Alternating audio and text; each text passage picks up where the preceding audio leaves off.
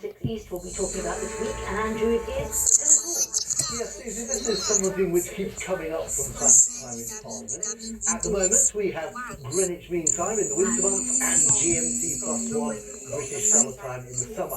That's what we're on at the moment. So in 10 days' time, 4 o'clock will become 3 o'clock. But the Tourist industry in particular says it would really extend the summer season if we went on to double time, or Churchill time, or European time, as it's sometimes called, which would be GMT+1 in the winter, GMT+2 in the summer. The idea was tried for a few years during the war to make it easier to bring in the harvest. It was also tried again for a few years in 1968, but then Scotland complained that it didn't get light until late in the morning during the winter.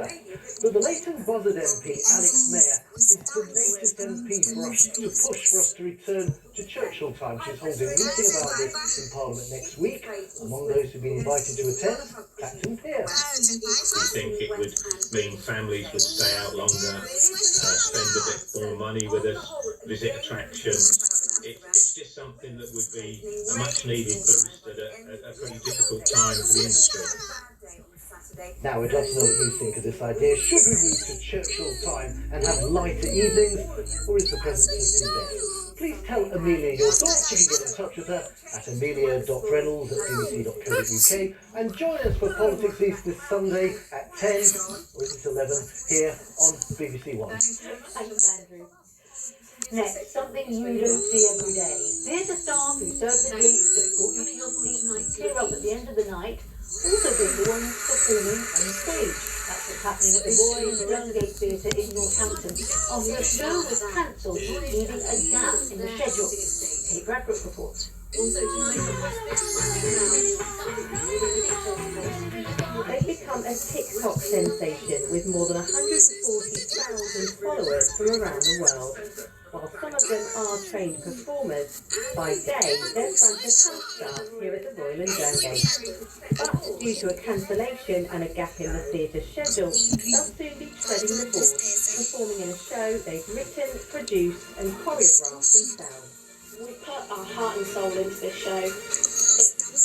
What we have created is something so beautiful and great, and it's so expressive of us as a team and as a family. And honestly, we can't get through the finale song without crying. We're so passionate about it. It's art imitating life. The premise, a cancelled show, and theatre staff stepping in to save the day.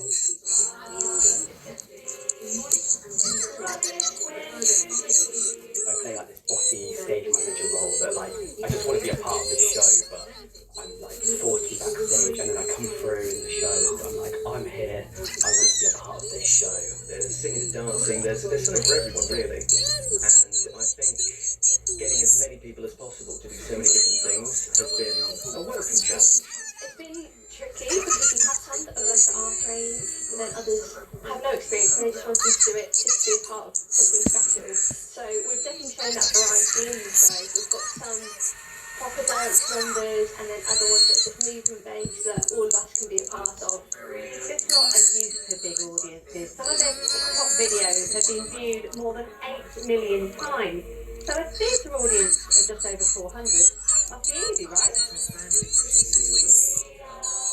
We've had people commenting like, I can't wait to come, or I'm coming from Wales, or I can't remember all the places people have said, but yeah, people are coming because they watch the TikTok, which is crazy. It's not just friends and family. It comes on the same week the Royal and Dungate was named most welcoming theatre in the country at the UK Theatre Awards. What we have is a team that love coming to work and love coming looking after customers and audiences. To see them now really brilliant off stage and now going to be brilliant on stage is really exciting for them, and they're working so hard to make this fantastic show. The curtain goes up for one night only on Friday. Kate Bradbrook, BBC The East. Brilliant, great collective leg. Right, what side of Oxford? Well, a bit more cloud, Susie, and we've certainly had quite a lot of that this week, but there's some sunshine today. Yes, it has been cloudy again across many areas. This was Northamptonshire. But look, this was Great Chesterford, Essex, evidence of blue sky there, and actually Cambridgeshire, they did pretty well as well. There was some sunshine here in Bristol for the rest of us, it was a really cloudy picture, and the satellite image revealed just how much cloud there has been across the region today. Now, into the weekend, we will see some more cloud, but the weekend itself is going to be a shifting gear with the weather. We've had high pressure, we've had very light winds, and a lot of cloud trapped at least that high. It is going to turn wet and windy for a change in our weather, really from Saturday night on into Sunday, and then next week is looking fairly unsettled. Now for this evening, largely dry, but we could see the odd light shower, perhaps parts of Norfolk and Suffolk, and with that large area of cloud around, the possibility of the odd bit of drizzle here and there. Now any clear skies will lead to some misty fog patches, so fairly misty cloudy start today. Temperatures not falling as low as they did last night. Some of us got down to 3 or 4 degrees. Tonight more like 7 or 8 Celsius. So the high pressure is starting to move, and these weather systems out in the Atlantic are going to pile up and start bringing in some wet weather. But for now and into tomorrow is another cloudy picture. If anything, we could see something slightly brighter here and there. So perhaps places that got a lot of clouds today might see some sunshine. Also a fleeting shower or two for parts of Norfolk and Suffolk. Still on the cool side, around 14 or 15 degrees with light northerly winds. And then this is Saturday. So this weather system here is going to push in from the west, pushing that high out of the way. But Saturday itself does look largely dry. It's a little cloudy. Could be the odd light shower around on Saturday. Some breaks in the cloud, a little bit of brightness and sunshine here and there. Again, 14, 15 degrees, winds swinging around to a southeasterly. And they will pick up as the day goes on. And eventually that rain is expected to arrive Saturday night and Sunday. This is happening for Sunday, so that weather system is keeping through, so we can expect overnight rain Saturday, a wet start for Sunday, quite strong winds as well, and the wind gusts worth noting, so brisk winds expected from the south. Looking on settled as the start of next week, still the possibility of rain, further cloud around, and winds at times. Temperatures overnight, so anywhere really between 7 and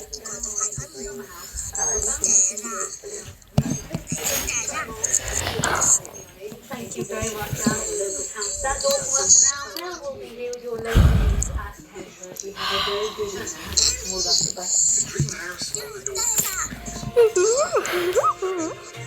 Amazing marketing love deals. And before they garage will go without permission. This morning was over the council. That's okay.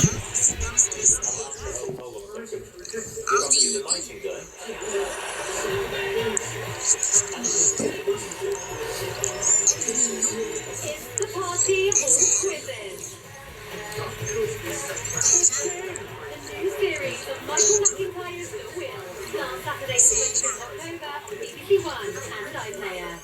The planning restrictions are really tight.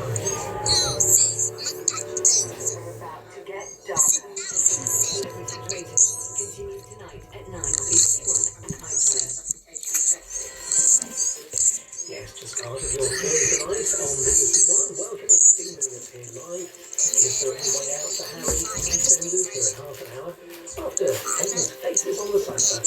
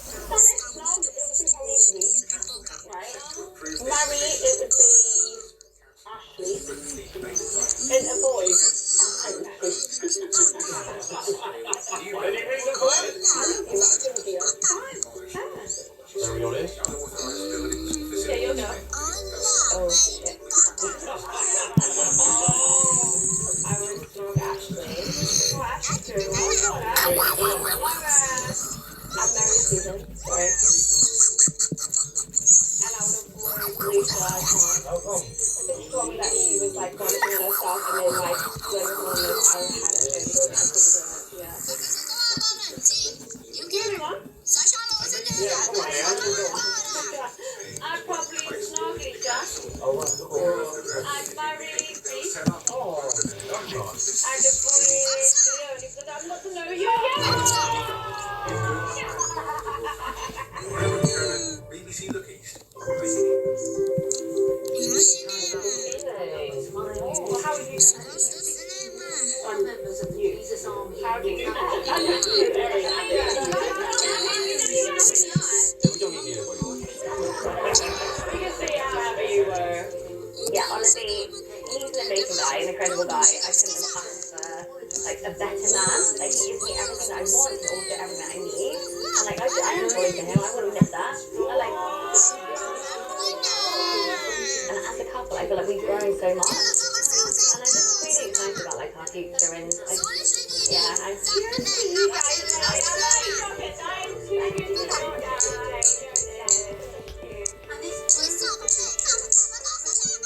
Me and Abby initially, like, we had everything, but then we started laughing, I'm like, oh Christ, I've got this as well, happy days, like, proper, like, belly laughing over the game of cards and stuff, you know what I mean? I was like, oh, nice one. The banner's got to be there, and sexual attraction and banner. You're a little bit further down the line than what Abby and I are. Yeah.